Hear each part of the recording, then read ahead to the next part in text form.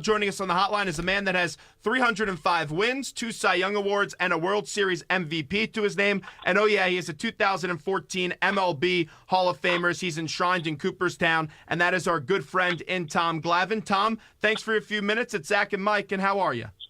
I'm great. How you guys doing? Well, we're doing great, and we appreciate the time. And everyone knows you as being this big-time baseball player that has won all the accolades that I just mentioned introducing you. But you were drafted to the L.A. Kings. Just take me back to what that experience was like, and have you been watching any of these NHL playoffs as of late? Back then it was a lot of fun. I mean, as an 18-year-old kid, being scouted into sports, having an opportunity to go to college and try and play both sports, it was a great time. Ultimately, I had to make a decision between going to college and trying to play both sports or trying to sign professionally in either baseball or hockey. And, it was just one of those things that after kind of going through everything and looking at the pros and cons of both sports, I felt like being a left-handed pitcher, I had an advantage in baseball that I didn't have in hockey, and I figured I better try and make use of that, and thank God it all worked out. So, certainly not a decision I regret in any way, shape, or form. I always wonder what would have happened had I chosen hockey, but like I said, I think I made the right choice, and probably even more so when you watch these playoff hockey and you see how hard these guys are getting after it and the banging that's going on. I think my body's probably a lot happier that I didn't choose hockey. Did you ever lose any teeth playing hockey? Because you always see these hockey guys lose a bunch of teeth. You know what? Ironically, I did not. I never lost teeth playing hockey. I did lose my front teeth in a car accident, but that was after my hockey playing those days, so it was kind of ironic that it happened that way. And you were a 4th-round pick, so you were a pretty darn good hockey player. And I know that you said you thought about what kind of career would you have. If you did elect to play hockey, how good do you think you would have been? Would you have been in the Hockey Hall of Fame like you are now in the Baseball Hall of Fame? Oh, God. I mean, I always joked that I would have because I got drafted ahead of Luke Robitaille and Brett Hull, so both those guys turned out pretty good. So naturally, I think easily I would have been a Hall of Famer in hockey. But, no, of course I'm kidding. I have no idea. I mean, look, it's a tough sport. I would have, there were a lot of things I would have had to do, most notably gain some size and put on some weight. But, I know I would have done everything I could have done to make myself successful because that was my nature. But I don't know where that would have led. Like I said, I think at the end of the day, I know I made the right choice, but it's always fun to wonder what would have happened. We're talking to former MLB ace who struck out his fair share of Philly batters and Tom Glavine, and he's joined on our airwaves in Philadelphia right now. And when you look at this Phillies team, they're in a rebuilding phase right now. They're playing a little loosey-goose right now, but their starting pitchers have been very impressive from the get-go. When you ultimately came over from Atlanta to the Mets, they weren't exactly playing their best brand of baseball. Just tell me what that's like to be on the mound when you know you're not going to get the best run support. I mean, it's tough. I think you sometimes you fall into the mode, and I know I've been guilty of it at times in my career, but you fall into the mode of going out there to pitch not to lose rather than going out there to pitch to win. And that's a difficult place to be. Anytime you're going out there trying not to make mistakes or trying to avoid a bad outcome, it's difficult. The way you go out there to be successful on the mound is you go out there to pitch to get guys out. You be aggressive. You go out there to win. And when you lose that edge a little bit because of what's going on with your team, whether it be your team struggling over the course of the year or you're struggling at that particular time, anytime you go out there in that defensive mode, I don't care what position you play, the results are generally not good. You were surrounded by arguably one of the best pitching staffs in MLB history alongside Smoltz and Maddox when you were in Atlanta. Did you guys ever give each other pointers or tips, especially when you were in a 3-4 game series and facing the exact same batters? Yeah, I mean, that was the beauty of our relationship. We knew each other extremely well. It was almost like having, two more pitching coaches in Greg and John. Because they knew my mechanics. They knew when something looked out of kilter a little bit, so they could certainly point things out if I was having a hard time feeling it or figuring out if I was struggling.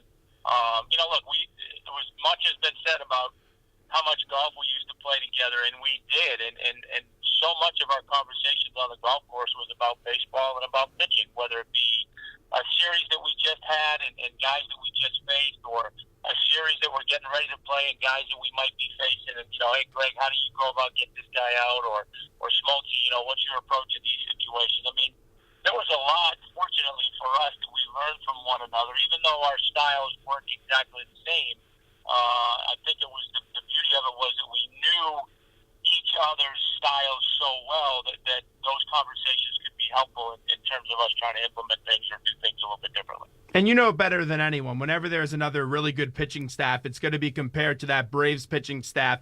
This Mets pitching staff got to a World Series last year. They're pretty darn good. They have a long way to go until they get mentioned in the same category as your staff. But how do they compare to that Braves staff that you were on?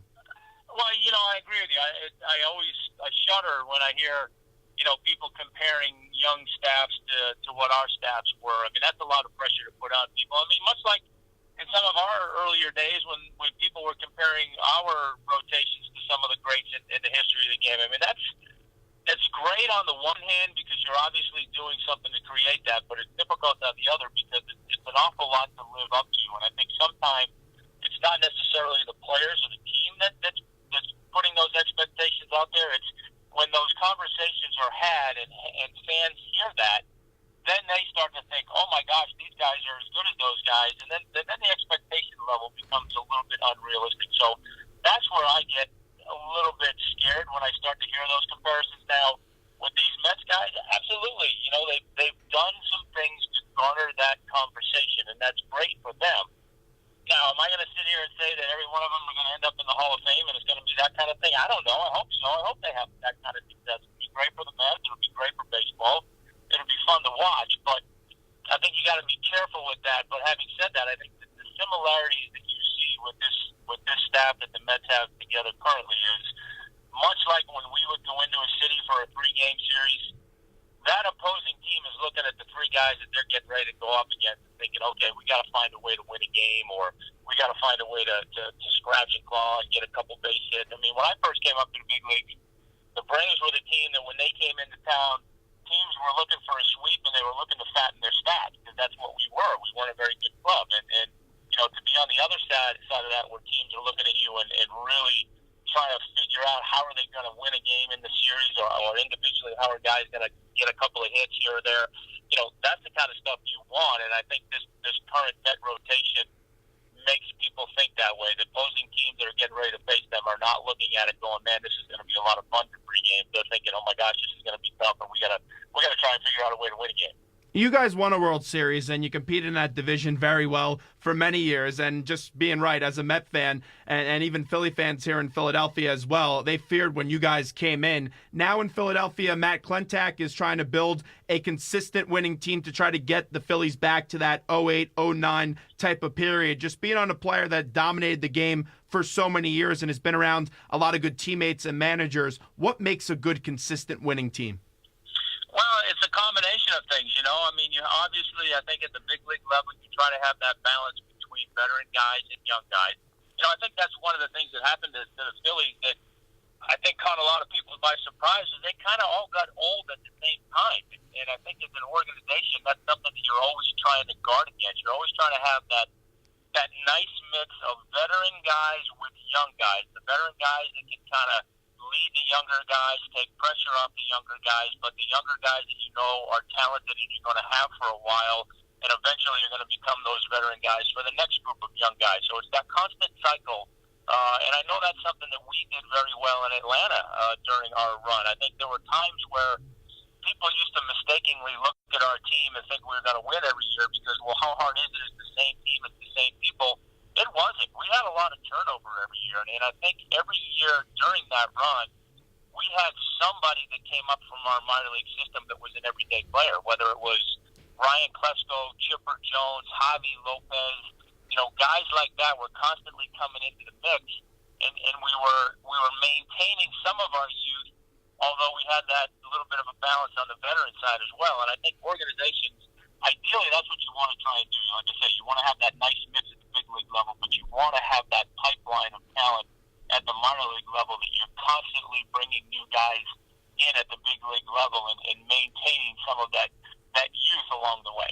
On the hotline with us right now is Tom Glavine, the Hall of Fame pitcher. And last night, I was at that Mets-Phillies game, and I was sitting right behind home plate. And I've seen Syndergaard throw a lot before, but just being behind home plate gives you a whole different perspective on his game. And last night, 33 out of his 94 pitches were 99 mile per hour or faster. Just, oh my, this guy is some special talent, Tom. No, he is. And I think what I really like about him is, well, there's a couple things, obviously, but he seems to be very composed on the mound. He doesn't seem to get rattled. He knows who he is and what he does, and he seems to do a really good job of staying within that. But, as you mentioned, the 95 to 99 mile an hour fastballs, he seems to do it with a little bit more ease than a lot of other guys do. I think that's the thing. I look at a lot of guys in today's game that throw mid to upper 90s, and they're all kind of max effort guys. Syndergaard doesn't seem to be that way. He seems to have that nice, easy delivery, and then, oh my God, here comes 100 miles an hour, and it just seems to be fluid and flow, and not have all that. Every fiber of every muscle is being used on every pitch to try and throw it as hard as he can, and I like that about him. And look, you get a guy that can throw upper 90s and locate his fastball, and oh by the way, he's got pretty good secondary pitches that he can locate too. Those guys are fun to watch. I mean, I can't relate to a guy that can just stand on the mound and say, hey, here you go, try and hit it at 100 miles an hour. I didn't have that game. But even when you have a guy that can do that, but he's still able to spot his fastball and still able to mix in off-speed pitches and he throws strikes at that velocity, that's still pretty fun to watch. And when you look at today's major league, it just doesn't have the same power hitting that was there when you were pitching, especially when you look, 20 years ago, or I guess maybe more so 15 years ago, the Mark McGwire, Sammy Sosa type days where guys are hitting 60-plus home runs. How would you assess the state of baseball right now with it being dominated by these young pitchers? Well, look, I think it's twofold. I think it's partly, obviously, the steroid factor. I think that's certainly had an effect on the number of home runs that are being hit, but also, and probably more so, is the pitching in today's game. The pitching is better. That I say that, I should say the stuff in the game today is better. I mean, when I was playing, we didn't have guys that were throwing 95 to 100 miles an hour routinely, and we certainly didn't have your middle relievers that are typically the low man on your totem pole. Those guys weren't trotting out of the bullpen throwing 90, 95 miles an hour. So the stuff in today's game is a lot better than it used to be in terms of velocity, so I think that makes it harder. And two, I think you're not seeing as much of guys getting 3 or 4 at-bats against one pitcher in a game anymore. The way the bullpens are being used now, guys might have 2 at-bats, maybe 3 at-bats against a starter on some nights, but a lot of times, guys are getting 4 at-bats in a game, and it's against 3 different pitchers. And it's hard when you, as a hitter, when you have these different guys coming in every at-bat, you don't, you have some familiarity with guys because there's video and there's all that stuff, but when you have that constant change of guy on the mound, stuff on the mound, I think that too makes it harder for today's hitter. But it's a little bit different game in that regard. You don't see guys going out there and hitting 40, 50 home runs routinely like we did in the late 90s. A lot of people in Philadelphia have high hopes for this young guy in Vincent Velasquez, and he was sensational the last time out at 16 Ks on 3 hits and went the distance all 9. Have you seen Velasquez pitch, and if so, what's your impressions on him? I've seen highlights of him, and the highlights are pretty darn good. I know that. I mean, look, if people in Philly have high regard for him, they should. He's gone out there and made them have high regard for him. I mean, that last game that he pitched was phenomenal. So, I think, again, it's the patience factor.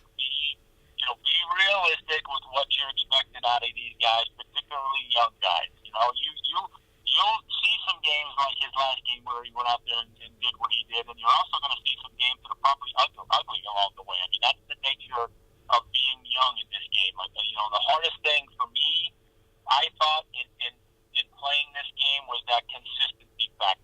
It was, you're supposed to go out there and pitch good on the nights that you have all your stuff working, but I always felt like if you go out there 5 times, 4 nights you're going to have something missing, whether it's your velocity or your command or your secondary pitch, or you just don't feel good. And those are the games you got to go out there and try and figure out how to win and give your team a chance to win. And that was the hard part as a young player to try to figure out, and that's where the consistency factor is. Can you go out there every night? I'm not saying he's going to go go out there every night and punch out 16 and not walk anybody.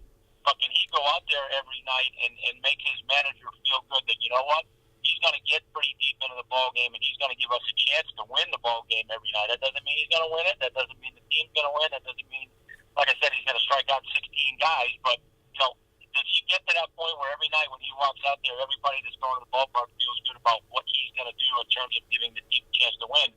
That's when you know you have something, and that takes time. And I'm not saying for a second that he's not there or he's not going to get there soon. But I think those, you know, you have to be careful when a guy has an outing like he had his last time to think he's going to follow that up every single time. That's awful tough to do in this game, particularly when you're a young guy still trying to find your way. Now, before we let you run, let me ask this, because you've had so many good games, and I've been such a big fan of your career. What's the best game that you've ever pitched? Because people were raving in Philly after that Velasquez game. It almost had the feel of a no-hitter. So what was the best game that you think you've ever pitched in your career? There's two. Obviously, the 95 World Series game against Cleveland, Game 6, where I went 8 and gave up 1 hit. We won 1-0. I mean, given the circumstances and the meaning of that game, it's hard to pick a game that's any better than that. But I think from an execution standpoint, I think there was another game that I pitched in the mid-90s out in Colorado when they had Galarraga and Bichette and Vinny Castilla and all those guys in the middle of that lineup. I mean, Colorado's not a fun place to pitch to begin with, but to have those guys in that lineup, I went out there and I pitched a shutout in that ballpark against those guys. That was another one I think that jumps out to me that from an execution standpoint and in a ballpark that's not pitcher friendly, that was a pretty good one in my mind too. Well, Tom, we always appreciate the time as always. Thanks so much. You're the best. All right, thanks guys. Have a good day. You too. There is Tom Glavine joining us on the hotline, WHIP Radio in Philadelphia. Always fun to talk to the 305 game winner and also a MLB Hall of Famer. Gave some really good perspective on Velasquez and also the Mets staff and how they compare to his Braves staff. And I thought one thing, Mike, that he really said that was interesting, and I think it's true when you have with those young pitchers, is really just to be patient. And sometimes, you know, in this city, the patience isn't always there. Well, now they're in a rebuilding phase. You have to be patient. And I believe the Phillies are moving in that right direction with Klentak at the GM position, McCannon at the manager position. And this is a team that could be dominant for years to come as long as they stay with the plan and be patient. Because as you know, baseball's a game of cycles. Well, the biggest thing in all sports is you have to be patient. Sometimes a guy comes in and he does really well, whether it's baseball, football, basketball, hockey, it doesn't really matter. A guy might come in and he's young and you start to say, wow, this is the next big thing. But, you know, sometimes, especially when it's a pitcher, he has new stuff. You just heard it from Tom Glavine. He said it's hard when these hitters have to face 3, maybe even 4 different pitchers in a game. That's something they have to adjust to, and that's why the era has changed so much. And I thought that was a great perspective from Tom Glavine, because I never thought about that someone like a Tom Glavine might be on the mound, and by the time he's in inning 7, you've already faced him 2, 3, potentially, if he's not having the best start, 4 times, and then you'd see a setup man and a closer, and that would be about it. But now in today's MLB, a guy might go 5 innings, then you got a setup, or you got a relief pitcher to go 2 outs, and on and on. So it is very interesting to see how the game has evolved and changed. You hear the High Hopes music? That means it's the end of our show. Time in the WHIP studios is 11:58. The Temple Sports Hour will be coming up next. Would like to thank Tom Glavine and Al Morganti for joining us today. We'll have those interviews up for you on the web later in the day, WHIPRadioTU.com, and just click on the main event tab. So we got to get on out of here. I'm actually headed to the Garden tonight for some playoff hockey between the Penguins and the Rangers, and we'll get you all set tomorrow for a Game 4. It could be elimination day for the Flyers as they're down 0-3, as tomorrow we will have some good guests for you. So that's all the time we have today. I'm Zach Gelb. He's Mike Zahn. Have a great day, everybody. The Temple Sports Hour is coming up next. Peace! 'Cause he had